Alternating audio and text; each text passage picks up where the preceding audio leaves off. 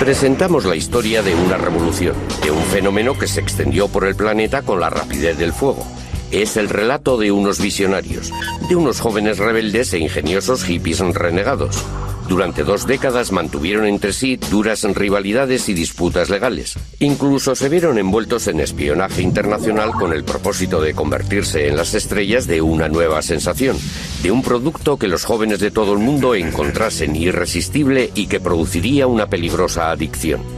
Hoy día es un negocio de miles de millones de euros que supera a Hollywood y que se dispone a superar a la industria discográfica como el negocio de ocio más lucrativo del mundo. Historia de los videojuegos.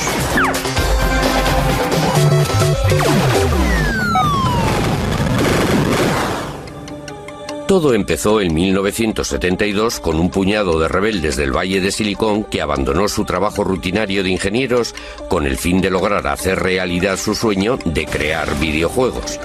El fundador fue Nolan Bushnell, un joven de 28 años que se abrió camino con un capital de tan solo 500 euros. Creó una empresa a la que bautizó Go, el nombre de su juego de mesa favorito. En japonés, cuando alguien está a punto de vencer a otro, le avisa de antemano cortésmente diciendo Atari. Me pareció que era un nombre bastante agresivo para una empresa. A pesar de su falta crónica de fondos, Bushnell se dispuso a cortejar al que sería el primer ingeniero de Atari. Un buen día apareció Nolan y me invitó a almorzar en su nueva y reluciente ranchera. Me ofreció un sueldo de 1.000 euros al mes y algunas acciones en la empresa. Aún se combatía en Vietnam. En aquella época yo ponía en entredicho todo lo relativo a la autoridad, y si alguien me sugería que no debía de hacer algo, yo le llevaba la contraria. Decidí irme con él. Atari empezó en este edificio. Era una empresa sin infraestructura, solo nosotros 3. Estábamos asustados, en cierto modo. Este es el lugar. Aquí, en este pequeño taller, es donde nació Pong, el primer videojuego. Ahí es donde me sentaba y monté la primera máquina Pong. En realidad, Pong empezó como un mero proyecto de prueba. Exageró un poco las cosas. Me dijo que tenía un gran contrato con la General Electric. Ningún ingeniero quiere trabajar en un proyecto inservible. A pesar de que jamás nadie nos telefoneara, visitara o mantuviera correspondencia con nosotros, nunca se me ocurrió pensar que todo fuera mentira. Lo primero que hizo Al fue hacer funcionar las palas y después que la pelota se moviera.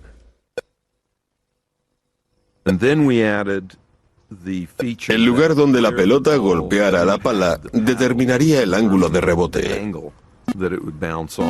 Con ese cambio, el videojuego resultaba sumamente divertido. ¿Pero la gente estaría de acuerdo? Bushnell y Alcorn instalaron su prototipo en la taberna local para comprobarlo. La instalamos en una caja de madera que tenía encima un papel muy pegajoso, realmente pringoso.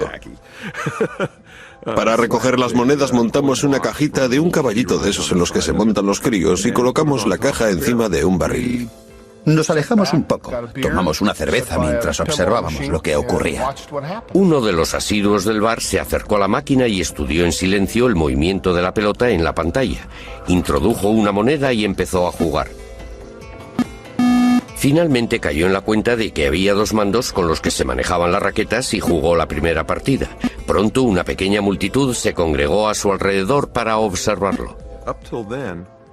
Hasta entonces la gente no había visto nada en una pantalla televisiva que no procediera de un estudio. Aún recuerdo que una joven me preguntó ¿cómo se consigue una señal desde los estudios de televisión desde aquí? El hecho de que la señal fuera emitida allí mismo era algo que les desconcertaba.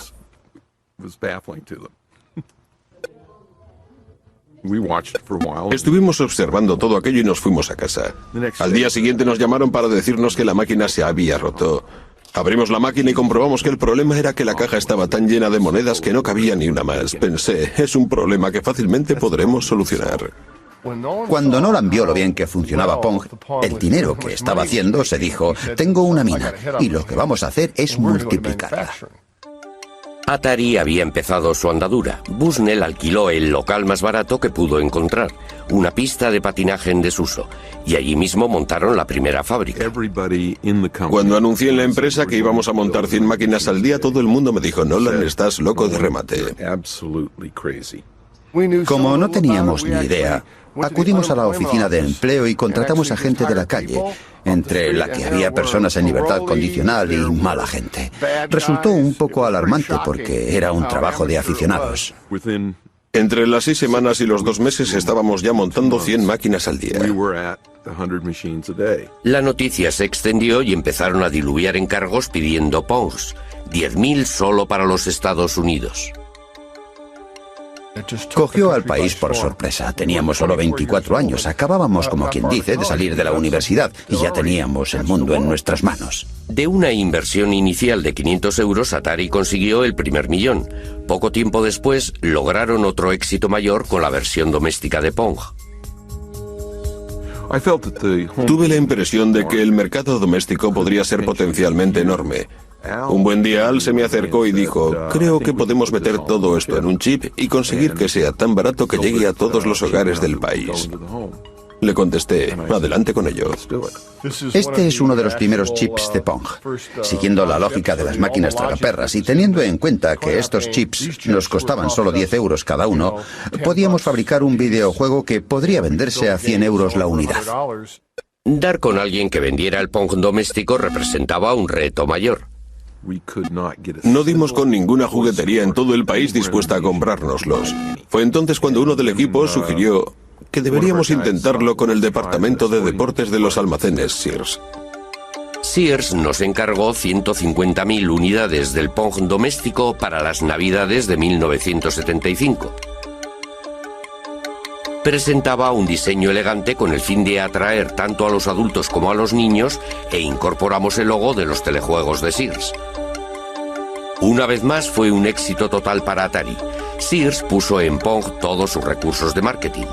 En 1973 estaba ya a disposición del público lo último en aparatos caseros para videojuegos. Apareció un anuncio y se vendieron todas las existencias. Fue algo maravilloso. El éxito de Atari fue total.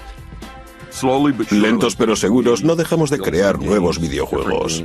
Bushnell volvió a centrarse en los salones recreativos. Estaba decidido a ir un paso por delante de sus competidores. Adoptamos la actitud clara de que íbamos a librar una guerra sin cuartel contra nuestros rivales. Por eso creábamos los juegos, los comercializábamos y los innovábamos. ¡Que arranquen las máquinas! Para conseguir fabricar los mejores videojuegos necesitaba a los mejores ingenieros. Por eso hizo de Atari la empresa de juguetes más atractiva para trabajar del planeta. El recién contratado David Crane admiraba el extraño éxito con el que Bushnell dirigía la empresa. Genial era una palabra que Nolan repetía bastante a menudo. Si a él le parecía que algo era genial, intentaría hacerlo porque pensaba que a todos los demás les tenía que parecer lo mismo. Bushnell animaba a sus jóvenes y brillantes ingenieros a que innovaran constantemente. Mi actitud era que si uno cree de veras en algo, ha de intentar llevarlo a cabo como sea. El tesoro de Bushnell eran las ideas, y ninguna idea, por floja que pareciera, había que pasarla por alto. Todo el mundo debía presentar un par de ideas locas. Es lo que llamábamos abono. Se trataba de ideas que poco a poco íbamos cuajando. A veces las llevábamos a cabo. El flujo constante de tanta creatividad produjo una serie de videojuegos que tuvieron mucho éxito, logrando así que Atari ocupara el cenit del negocio de los videojuegos. Fue entonces cuando se les presentó un problema legal. Se decía que Bushnell pudo haber copiado de otra persona su primera idea. El litigio afirmaba que unos meses antes de que Atari fuera creada, Bushnell había visto un juego en una feria que era casi idéntico a Pong. Un diseñador de aparatos de televisión de nombre Ralph Baer había estado pensando en crear unos videojuegos desde los años 50. En 1966 sus ideas cristalizaron mientras esperaba en una parada de autobús en un viaje de negocios que hizo a Nueva York. Cuando volví a mi despacho a la mañana siguiente, el 1 de septiembre de 1966, redacté una memoria de 4 hojas en la que explicaba todo el proyecto. Propuse cosas como videojuegos de deportes, de persecución, de carreras y de coches. Baer empezó a trabajar en su invento. En 1968 ya había logrado poner en funcionamiento su primera videoconsola, a la que sencillamente bautizó su caja marrón. El primero de los videojuegos consistía en que dos puntos luminosos se iban persiguiendo sin tregua por la pantalla.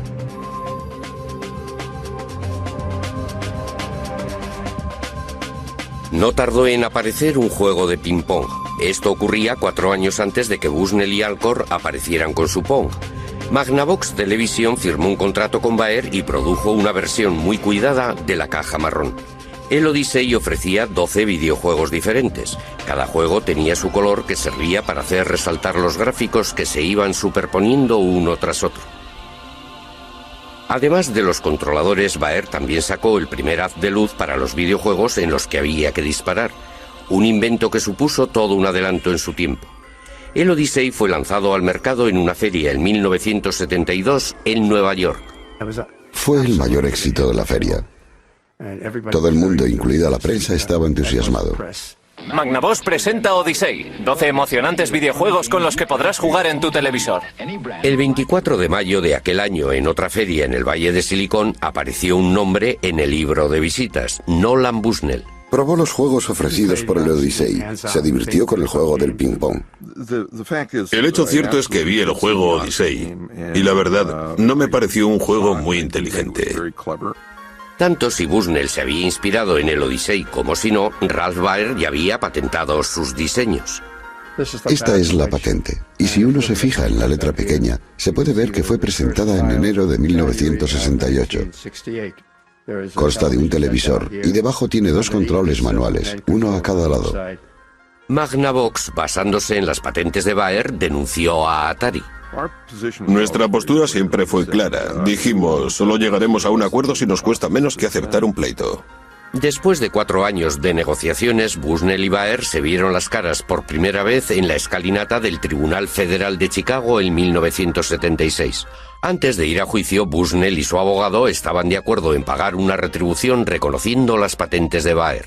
Al cabo de unos días acordaron en pagar una cantidad muy razonable. No cabe duda que le salió bien la jugada. Magnavox aceptó una conciliación por valor de 400.000 euros. Ralph Baer logró que se le hiciera justicia, pero no consiguió el reconocimiento internacional que Bushnell disfrutaba por aquella época. Le atribuyeron la paternidad de los videojuegos porque se pasaba el día delante de las cámaras mientras yo permanecía entre bastidores escuchando lo que me decían los abogados.